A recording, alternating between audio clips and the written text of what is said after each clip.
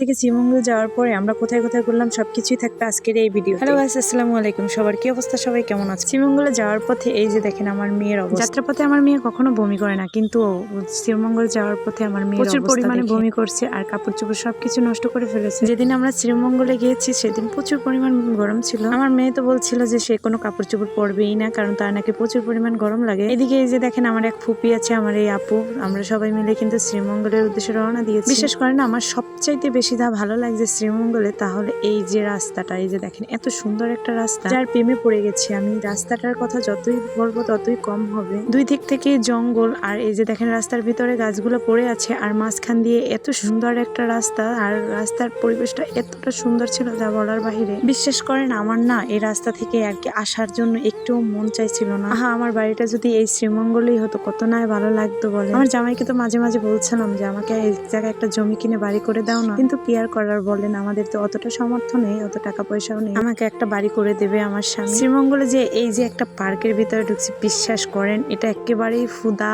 আর হুদা। এই জায়গায় যে টাকাটা দিয়ে আমরা টিকিট কেটে ভিতরে ঢুকছি, বিশ্বাস করেন টাকাটা একেবারেই জলে গেছে, কারণ এখানে দেখার মতন কিছুই ছিল না, শুধু এই রাস্তাটাই ছিল আর পাশে শুধু পাখির আওয়াজ, ট্রেন যাওয়া আসা করে সেইটা দেখার জন্য, আর কিছু উপজাতিরা বসবাস করে এই জায়গাটা। এই জায়গার টাকাটাই আমার নষ্ট। এই জায়গাটা ঢোকার আগে এই যে দেখেন এই জায়গায় কিছু বানরকে দেখা যায় যারা গাছের ডালে বসে খুবই আনন্দ করে, আর এই যে একটা ভাইয়া দেখেন একটা বানরকে চুলকিয়ে দিচ্ছে। আসলে বানরটার বয়স হয়ে গেছে, এই জন্য ও খুব অসুস্থ, ওর শরীরের অবস্থা তেমনটা ভালো নেই, এই জন্য মানুষের কাছে আসছে। অন্য বানরগুলো কিন্তু আসে না মানুষের কাছে, আর ওরা একটু ভয়। ওখান থেকে বেরিয়ে চলে আসলাম গ্র্যান্ড সুলতান, যেখানে একটা বড় রেস্টুরেন্ট। বাবা গো, এটার ভিতরে ঢোকার মতন ক্ষমতা ভাই আমাদের নেই, এই জন্য আমরা কিন্তু এই যে সামনে থেকে ভিডিও করলাম, কিছু শুট নিলাম, ছবি তুললাম, আর এই সবগুলো একটু ঘুরে ঘুরে দেখছিলাম। বিশ্বাস করেন বাইরের সাইডে এতটা সুন্দর যা বলার বাহিরে, আর ভিতরে না জানি কতটা সুন্দর, জানি না কোনোদিন দেখতে পারবো কিনা, তবে আশা আছে, ইচ্ছা আছে, যদি আল্লাহ চায় কোনোদিন অবশ্যই যাবো। এদিকে আমার বোনেরা ছবি তুলতেছে, আর এই যে দেখেন অনেক লোকজন কিন্তু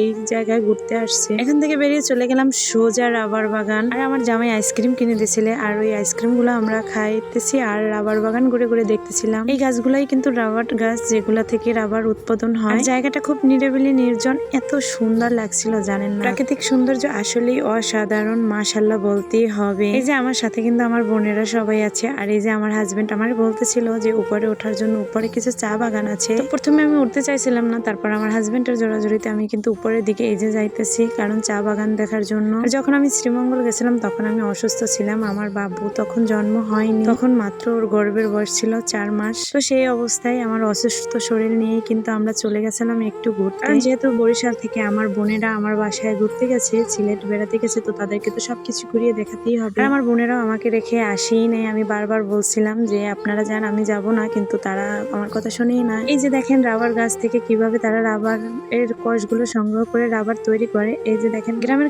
খেজুর গাছ কাটা দেখছেন কিনা আমি জানি না, খেজুর গাছের মতনই এরা কিন্তু রাবার গাছটাও কাটে। থেকে বেরিয়ে সোজা চলে গেলাম 7 রঙের চা খাওয়ার জন্য। আমার লাইফে আমি প্রথম এই 7 রঙের চা খেয়েছি, কখনো আমার সামনে পড়েও নাই এরকমের 7 রঙের চা। আর চাটা দেখে তো আমার খুব লোভ হয়েছিল। আমি কিন্তু চা তেমন পছন্দ করি না, কিন্তু চা পছন্দ না করলে কি হবে, তারপর কিন্তু এই চাটা দেখে আমি খেয়েছি। 7টা লেয়ারের চাতে কিন্তু 7 রকমের টেস্ট ছিল। ধন্যবাদ জামাই জান আমাদেরকে এত সুন্দরভাবে ঘুরিয়ে দেখানোর জন্য। ধন্যবাদ আমার বোনদেরকেও, যারা আমাকে না নিয়ে গেলে আমি অবশ্যই এই জিনিসটা মিস করে ফেলতাম। এই ভিডিওটি অনেক আগের, আর আজকের আমার হাজবেন্ড কিন্তু সিলেট ছেড়ে বরিশাল পোস্টিং নিয়ে চলে আসছে। তো সবাই ভালো থাকবেন, আল্লাহ হাফেজ।